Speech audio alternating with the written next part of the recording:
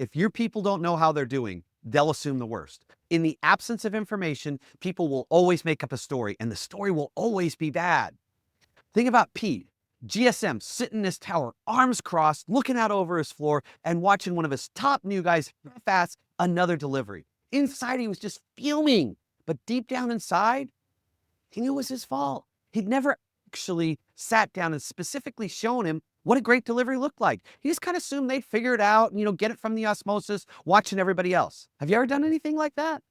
That's what I call the coaching void. When your team gets sporadic feedback, inconsistent support, and almost zero visibility on how they're doing.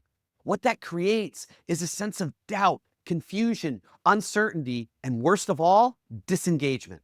I'm Chris Hunsaker, and this is the Dealership War Room. Leadership fire, built daily, fueled intentionally, and delivered relentlessly. And this has been our behavioral change week. All week, we've been looking at simple habits that you want to get installed in your store. And every day, I'm giving you a weapon, a tool that you can go in and start hacking the habits, the mindsets, and the attitudes of your team so you have the ability to get more of your people to execute more often on the things that matter most. So with that, let's dive into what does Pete need to do to change his team and change his execution. And maybe, just maybe, you can use some of this in your store too. Let's get this straight. Your team isn't ignoring your coaching. They just can't see their progress. And when they don't hear anything from you, they assume one of two things. They're screwing up or you don't care. And if the only time your people hear from you is when something's wrong, don't be surprised if they stop trying. You've all had that boss that you worked for where every time he showed up on caller ID, your whole heart just sunk because you knew he wasn't calling to say, hey, great job on last week. He was calling to tell you one more thing you did wrong because there was a constant barrage of negative such that you finally start to just give up and avoid. You know this is true. You've lived this. Most managers don't lead through feedback. They manage through fire drills. Feedback isn't a tool. It's a transfer of belief. It's a giving of confidence. And if you want consistent behavior, you have got to commit to consistent reinforcement. One always follows the other. That's where this comes in. Our weapon for today, your tool, the weekly feedback loop. This is how champions are built. 10 minutes a week, one person at a time. The weekly feedback loop has 3 elements: celebrate, calibrate, and commit. Number 1 is celebrate. Find something small, celebrate it, loud and clear. Look at man, hey, that delivery, the way you did that, that was awesome. That's exactly what we're looking for. Because what gets celebrated gets repeated.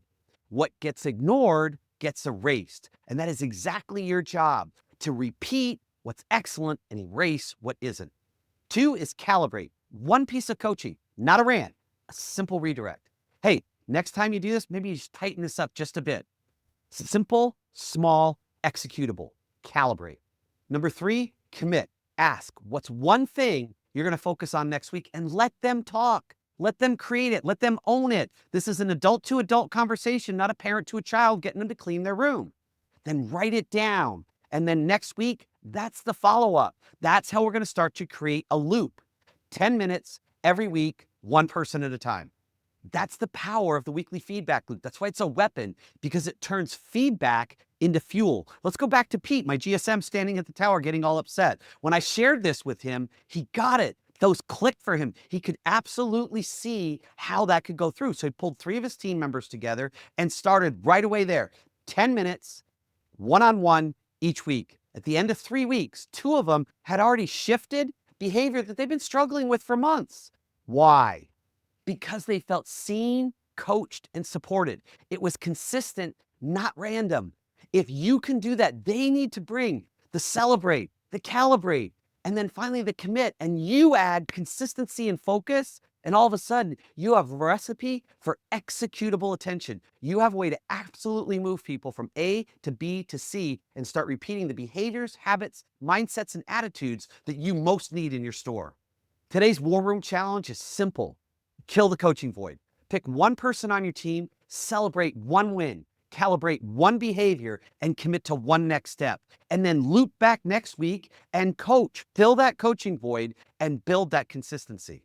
If this episode hit home, if you can relate to Pete, if you could see some of yourself in that, I want you to step back and look and say, hey, how am I doing? Like when people see my caller ID, do they feel excited that they're going to engage with me? Or are they like, crap, what am I in trouble for again? When you walk onto the showroom floor, does your team light up and get ready? Or does everybody duck their head and wonder who's going to get in trouble right now? Do you have the right balance of positive and negative communication in your store? Because if you don't, now's the time to start. Now's the time to look and say, hey, wait a minute. What are the 3 or 4 habits that my team doesn't have that I really need them to have? And then I want you to ask yourself, how many times have you been catching someone doing those right in the last 90 days? And if your answer creates some pain, if your answer creates some embarrassment, welcome to the club. Because almost every manager I've ever put through this exercise, and at this point, that's well over 1,000 managers, almost every single one of them have said, oh my gosh, and other words that we're not going to repeat right here, I had no idea. Because when you start looking at which habits aren't happening and your positive to negative communication ratio, there's almost a direct correlation between you are hardly ever catching anyone right and those habits don't think to stick and stay. And so please take the War Room Challenge. Go through today, execute around this, pick a person, and then celebrate one small win, calibrate one new behavior, and then commit to one next step. But then you add the focus, you add the consistency. So you start to build a loop where you are constantly shifting behaviors, mindsets, and attitudes till you have the kind of dealership that you are proud of, that you are confident in, and that absolutely sings. And with that, I will see you tomorrow in the Dealership War Room.